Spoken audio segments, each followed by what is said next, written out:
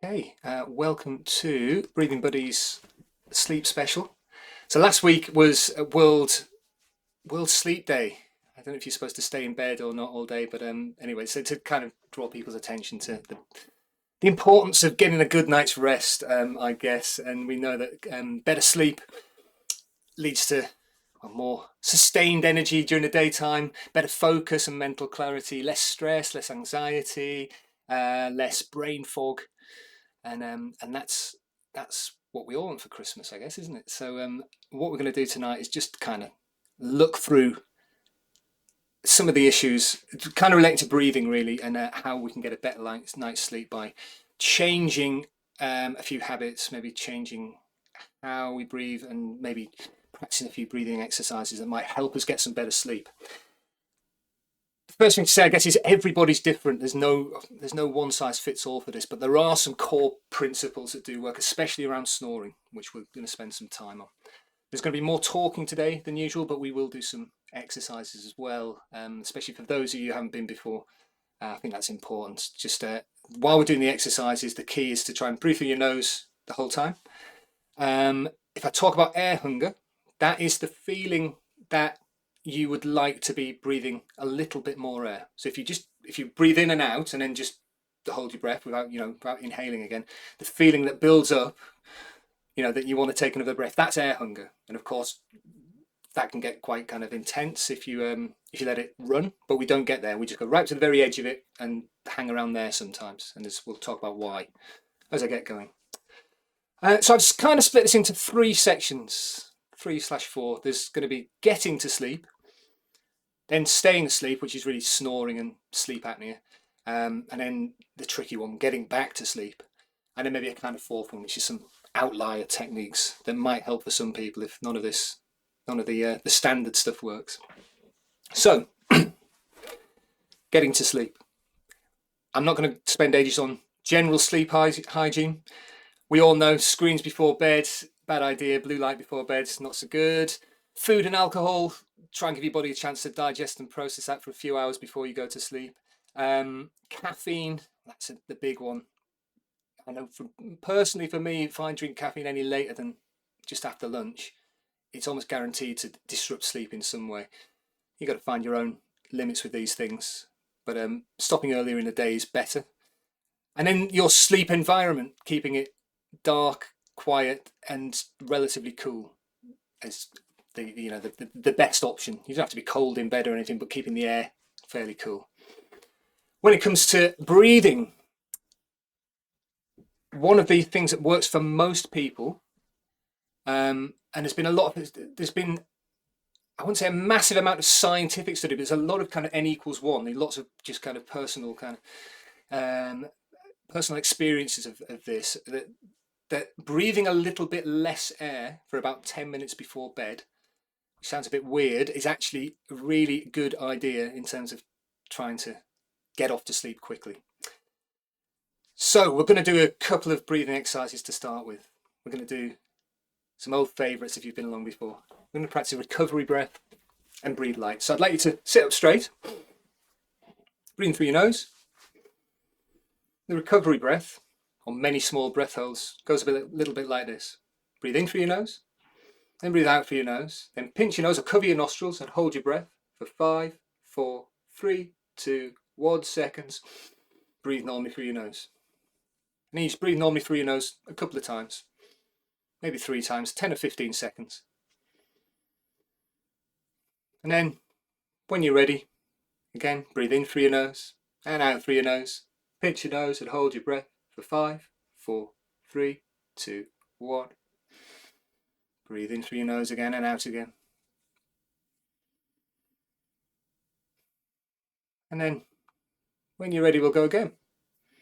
Breathe in through your nose and out through your nose. Pinch your nose and hold your breath for 5, 4, 3, 2, 1. And breathe in and out through your nose 2 or 3 times. So, carry on at your own rate now. If you don't feel comfortable covering your nose, it's a good idea too, but you can just hold your breath at the end of the 2nd or 3rd breath each time for about 5 seconds. The idea of this is it slows your breathing down. It reduces breathing volume, the volume of air that you're breathing. We're all tending to hyperventilate during the day, breathing beyond our metabolic lead. So this slows things down a little bit and it starts to relax us. Also, when we breathe a bit less air, we're allowing carbon dioxide, the byproduct of respiration, to increase in concentration in the blood. The blood becomes just slightly more acidic. This is where the air hunger is. That's what the feeling of, if you wanted to breathe a tiny bit more air, that's what's happening. It's carbon dioxide levels creeping up in the blood. That's not a bad thing up to a point. Carbon dioxide is a vasodilator, so it opens up the blood vessels. That means you get better blood delivery around the body, to the brain included. And it's also, carbon dioxide is a catalyst that allows hemoglobin to let go of oxygen. So you get a better supply of oxygen around the body. And if your brain's getting a good supply of oxygen and blood, and you're already at the end of the day and feeling a little bit sleepy, then you should be kind of setting yourself up for falling asleep. Now, this is great because you can do it while you're not watching TV, but while you're reading a book, of course, at the end of the day, because we're not having any screens. So you can just kind of do this while you're, getting ready for bed, really. You can just kind of, while you're wandering around, just hold your breath every so often. Next thing you want to do, maybe this might be while you're lying in bed, this is called breathe light. So you can drop that exercise for now. Now just breathe normally. You might want to put a hand on your chest, one on your belly. You get a little bit of feedback about how you're feeling and just kind of check in and see how you are breathing right now. Hopefully you're not breathing too fast after that last exercise. That should have slowed things down a little bit. And then when you're in this state where you're a little bit more aware of your breath, just try, if you can, to breathe a little bit less air. We won't go into too much detail about how to do this right now, and do this in the usual groups. Just try to quieten your breath. See if you can make it very gentle, very quiet. Get to the point where the hand on your chest isn't moving, you can just feel the hand on your belly moving. So you're breathing deep and low into the abdomen. And the idea here is to get to that point where you just feel like you'd like to be breathing a little bit more air. A little bit of air hunger. And this again is allowing levels of carbon dioxide to increase slightly in your blood. Improving blood flow. Improving oxygen delivery. By this time you might be sitting in bed or already in bed lying down. So you're already relaxed, hopefully. Already ready to go to sleep. And this can just help with tipping us over the edge into sleep. Okay, you can rest your hands on your lap if that's more comfortable, or leave them where they are. These exercises will become important later, and to practice them every day, as we'll see why. So the next topic is staying asleep, or snoring, because that tends to be one of the things that wakes us up or stops us getting deep sleep. So, snoring. There's a telltale sign to know whether you or someone you're sharing a bed with is snoring, and if you listen very carefully, you can hear it. But you might also find, if you don't know if you're snoring, there's a telltale sign as well. If you wake up consistently with a dry mouth, it means you're breathing through your mouth at night, and that's a good tell that at some point in the night you'll be snoring. Also, if you consistently wake up feeling unrested, I mean, there's a lot of reasons why that could be, but that can also be a sign that you're sleeping with your mouth open and you've been snoring and perhaps not getting the amount of deep sleep that you need. So I've got a few things to say about snoring, then we'll get on to how to prevent it. You might not identify as being a mouth breather during the day, but if you're sleeping with your mouth open, then it means for 6, 7, 8 hours of the day you are breathing through your mouth, and that causes a lot of problems, one of which is snoring. Now, mouth breathing over time, it changes the structure of the face, it changes the structure of the jaw, and it changes the structure of the airways for the worst. There was research done at some point in the past on monkeys, poor monkeys, where they had their noses kind of blocked. They were forced to breathe through their mouths for a considerable amount of time. And over the course of several months, their faces grew long, they became slack-jawed, and they looked sort of glazed over. And the same thing happens to humans if we breathe through our mouths consistently. In fact, in the book Breath, James Nestor does this as an experiment. I think it's not for very long, for a couple of weeks, and just has an appalling time. If you can't breathe through your nose, it just feels awful, and it has a terrible effect on your physiology. So mouth breathing, it's a bigger hole. One of the reasons we breathe through our mouths at night is because it's easier. It's easier to breathe through your mouth than it is to breathe through the two small holes. So we get used to breathing through our mouths. Now, when you breathe through the mouth, it decreases the pressure. You can breathe in much faster, much easier, and it decreases the pressure of the air as it's moving through your airways. And over time, it causes the soft tissues in your mouth to kind of become loose and to flex inwards. That means there's less space in the airways, and breathing becomes more difficult. It becomes laboured. Nasal breathing does the opposite. It forces air against those soft tissues, and over time, it causes them to kind of become toned, if you like, and they stay more in place, more sort of structurally sound while we're asleep. And it just opens the airways and makes it easier to breathe. Again, from James Nestor's Breath book, he says nasal breathing begets nasal breathing. And I think that's true. The more we breathe through the nose, the easier it is to breathe through the nose. And conversely, the more we breathe through the mouth, the easier it is to breathe through the mouth.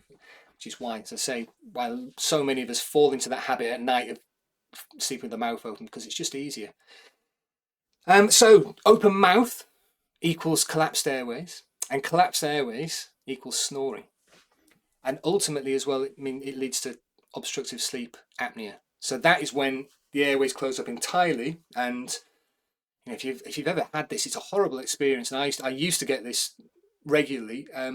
You end up holding your breath either with full lungs or empty lungs, but for an extended period of time, to the point where blood oxygen saturation starts to drop, and then all of a sudden you wake up and you realise you feel like you're suffocating, and it's because you are literally suffocating. You're starving your brain of oxygen. And that can happen multiple times a night, and it leads to the inability to get deep sleep. So then we wake up feeling unrested, and you can imagine over time there are a lot of problems that occur if we don't get enough deep sleep. And in fact, there are a few correlations that if oxygen keeps dipping below 90% saturation in your blood, bearing in mind that most of the time for healthy individuals, your blood oxygen saturation remains between about 96 and 99% at all times. With sleep apnea, even if it's like that during the day, it can dip below 90% several times a night, which is like being at the top of a high mountain. The long-term effects can include heart failure, memory problems, and even just early death. So they're correlations, but it's worth bearing in mind that that breathing plays a part in that. So something that probably won't surprise you is if you sleep with your mouth open, you lose 40% more water than if you sleep with your mouth shut. But what might surprise you is that if you sleep with your mouth open, you're also more likely to need to get up to pee in the night, because if you don't get deep sleep, your pituitary gland doesn't secrete enough of a hormone called vasopressin. And vasopressin, one of the things it does is communicates to cells to retain water. So you end up feeling like you need to pee all the time. So yeah, you dehydrate essentially.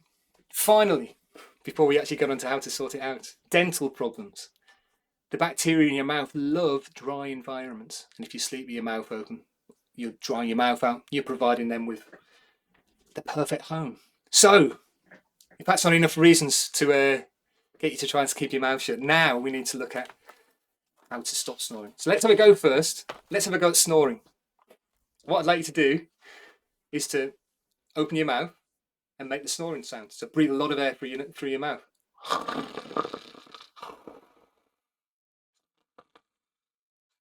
That familiar sound.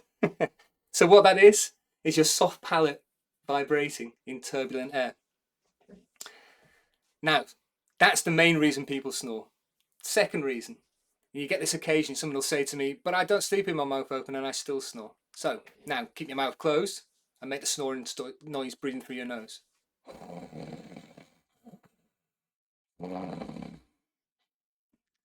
That's the same thing. That's trying to breathe too much air through your nose. You're creating turbulence. It's causing the soft palate and all the tissues to flap around and make the snoring sound. So what we need to do to stop snoring is keep our mouth shut and learn to breathe lightly, like in that previous exercise, through our noses. So how do you keep your mouth shut? Well, the easiest solution, it's not the sexiest solution, but it's definitely the easiest solution, and is to tape your mouth. So these things here, this is called Myotape, and this is the recommended way of keeping your mouth shut. It comes in packs like this. I will send links out. I'll put a link in the chat later. It's got a backing on it, and it's just a stretchy elastoplast. So you put it over your mouth, stretch it a little bit. You look a little bit like that. It puckers you up a little bit, which does look a bit odd, but it just keeps your jaw shut.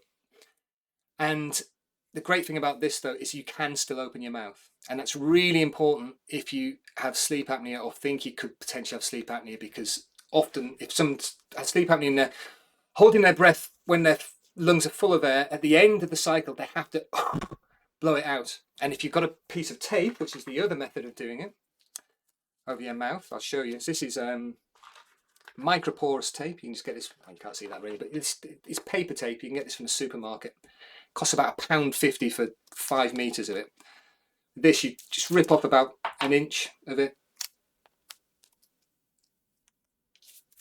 And stick it on there like that.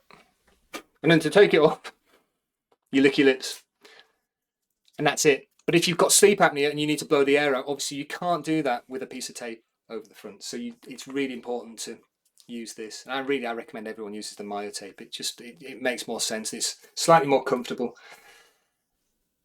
Now this puts people off a little bit, but if you're serious about stopping snoring, it's the way to do it. It can change overnight. I've known people who've not slept in the same bed for like over a decade find themselves, kind of in the same room again after all that time, just because one of them has managed to stop snoring after 2 or 3 nights maybe of using tape. It worked overnight for me. But it feels weird at first. You probably, you spent thousands of nights without a bit of tape on your mouth. So you maybe have to practice it. Perhaps you need to practice during the day, wearing it and practicing a few breathing exercises like the breathe light and the recovery breath. Or you just wear it for a little bit before bed and then take it off before you go to sleep. Or you just brute force it like I did and see what happens. And it's fine. Once you're asleep, you don't notice it's there. The other thing to think about, the other type of tape is these nasal strips, which you're probably all aware of. They're fantastic for improving airflow through the nose and for helping stop that kind of nasal snoring. But if your mouth's open, you're still prone to snoring. You might think, well, oh my God, I can't be covering this and this. I'm going to be taped up. That's what I do. You might not want to do that. You might not need these, you might find. If you can test this. If you breathe through your nose normally and then take your fingers, put them either side of your nostrils, and then just very lightly pull outwards. If you notice a considerable improvement in your breathing, then these probably will help. If you don't, they probably won't. You just need to practice the breathe light exercises and get used to the feeling of breathing a little bit less air at night. So, to stop snoring, keep your mouth shut, learn to breathe lightly through your nose, and you need to do that by practicing during the daytime, because obviously we can't control it while we're asleep. The other thing we can do when we breathe through our noses, well, what happens is we tend to breathe low and deep into the abdomen. So let's practice a bit of that now. If you've not done this before, I'd like you to take your hands and place them on your lower two ribs with your thumbs pointing down, your fingers wrapping around behind you, like that.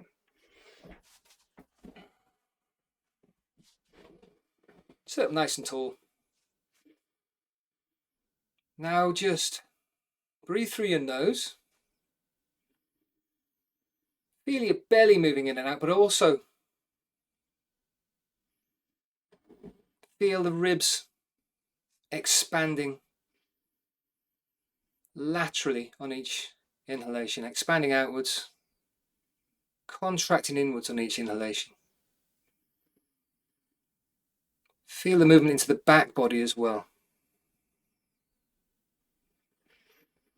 Breathing is a 360-degree experience. And to feel relaxed, we want to be breathing deep, not deep as in big, but deep as in low into the abdomen, so that we're getting this lateral movement and this movement into the back body. That means that we're properly recruiting the diaphragm. It means that we're drawing air deep into the lungs, which is with the prime real estate. It's where all the gas exchange is taking place.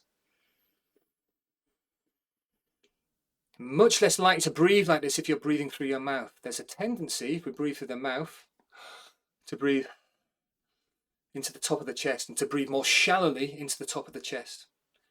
That's not where the gas exchange is happening. The gas exchange is happening further down at the bottom of the lungs.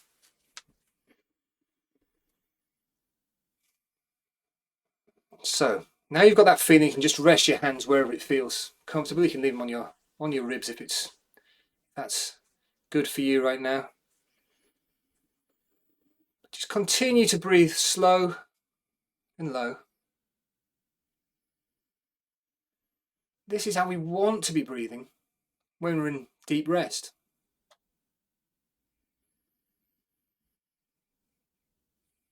You might want to think about making your exhalation longer than your inhalation.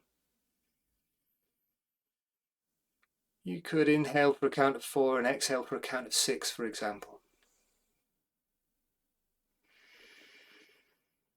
Sometimes we find when we wake up at night, you might find if you suddenly take your mind to your breathing, you're breathing quite shallowly, quite fast. It's just something that happens, and it often happens after we've been dreaming. So if we want to get back to sleep, if we've woken up, one of the first things to do is to check in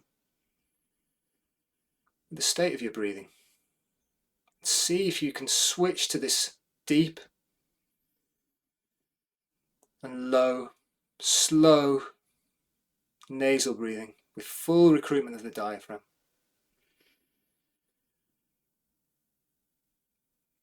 This can sometimes be just enough to tip us back over the edge and back into sleep.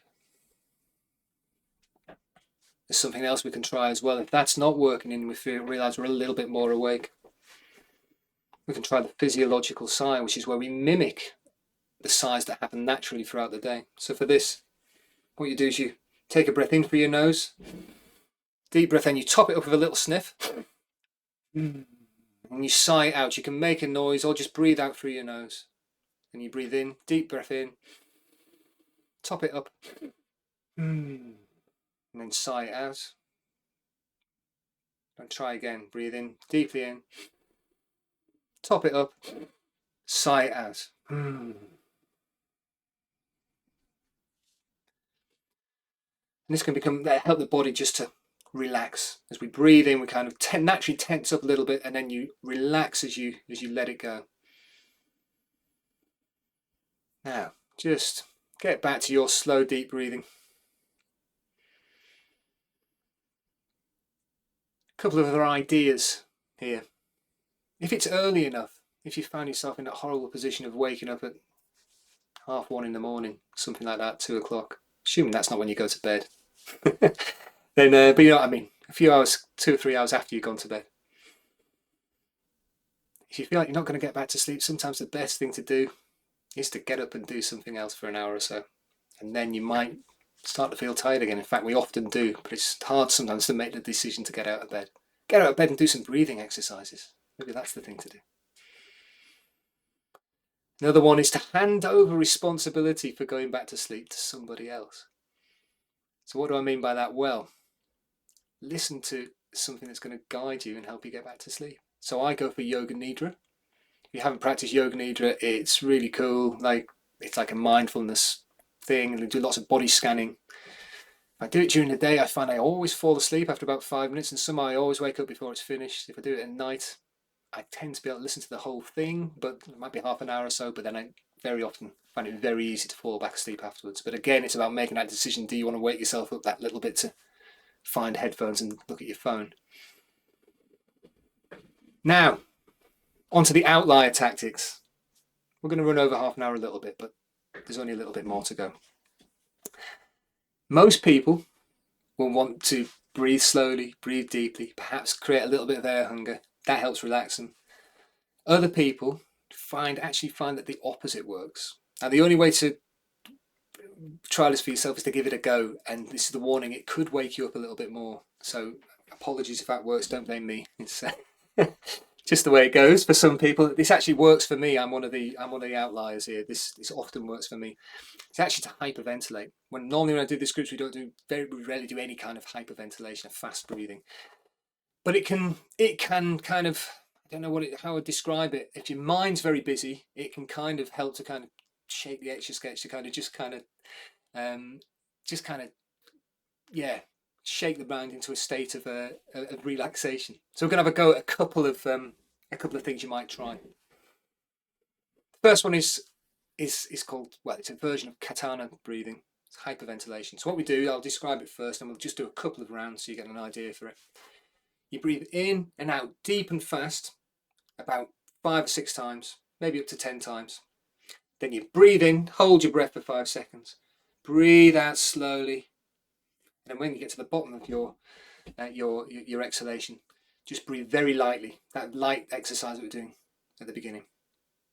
So I'll guide us through this. When you're ready, exhale, then breathe in, out, in, out, in, out, in, out, in, out, in, out. Last one, in. Hold your breath for 5, 4, 3, 2, 1. Exhale slowly. And when you get to the neutral bottom of that exhalation, just breathe very lightly.